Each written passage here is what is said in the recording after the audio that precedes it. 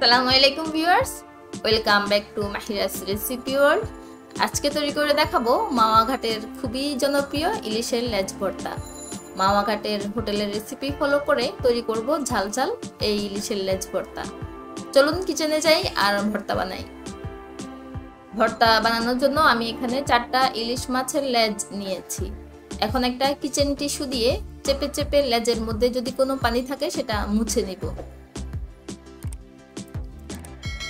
মাছের মধ্যে দিয়ে দিচ্ছি অল্প একটু লবণ, 1/4 চা চামচ হলুদ গুঁড়ো দিয়ে দিয়েছি, খুবই সামান্য পরিমাণ মরিচ গুঁড়ো দিয়ে দিলাম। এখন হাত দিয়ে হলুদ মরিচ লবণ ভালোভাবে মাছের মধ্যে মাখিয়ে নিব। মাখানো হয়ে গেলে 10 মিনিটের জন্য রেস্টে রেখে দিব। চুলায় একটা প্যান বসিয়ে মাছগুলো ভাজার জন্য পর্যাপ্ত পরিমাণ সরিষার তেল নিয়ে নিচ্ছি। 6-7টার মতো শুকনো লাল মরিচ দিয়ে দিলাম তেলের মধ্যে। মরিচগুলো গরম তেলে নেড়েচেড়ে মুচমুচে করে ভেজে নিব। মরিচগুলো ভাজা হয়ে যাওয়ার পর উঠিয়ে একটা প্লেটে রেখে দিচ্ছি।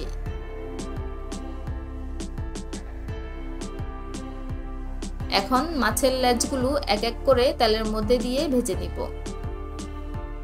চুলার হিটটা মিডিয়ামে রেখে মাছগুলো ভেজে নিতে হবে। মাছগুলো এমনভাবে বাছতে হবে উপরের সাইডটা যাতে খুব বেশি শক্ত না হয়ে যায় এবং ভিতরের দিকটা ভালোভাবে কুক হয়।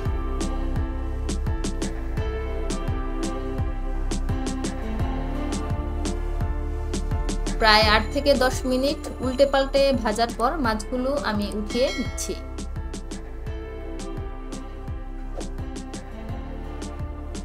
মাছগুলো ঠান্ডা হতে হতে আমি 3টা রসুনের কোয়া তেলের মধ্যে দিয়ে ভেজে নিব। মাওয়া ঘাটে কিন্তু মাছের মধ্যে ভাজা রসুন দেয়া হয়, আপনারা যদি কেউ পছন্দ না করেন তাহলে এটা অ্যাভয়েড করতে পারেন। মাছের লেজগুলো ঠান্ডা হয়ে গিয়েছে, আমি এখন একটা কাঁটা চামচের সাহায্যে মাছগুলো থেকে বড় কাঁটাটা আলাদা করে ফেলবো।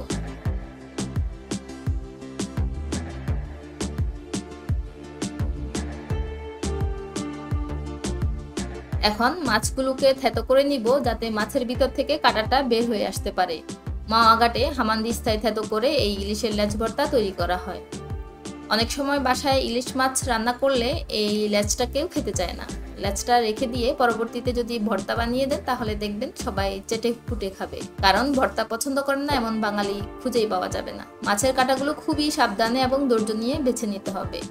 প্লেটের মধ্যে নিয়ে নিচ্ছি ভেজে রাখা মরিচগুলো, সাথে নিচ্ছি স্বাদমতো একটু লবণ।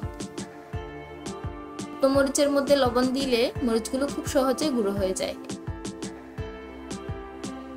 এর মধ্যে ভেজে রাখা রসুনগুলো নিয়ে নিচ্ছি।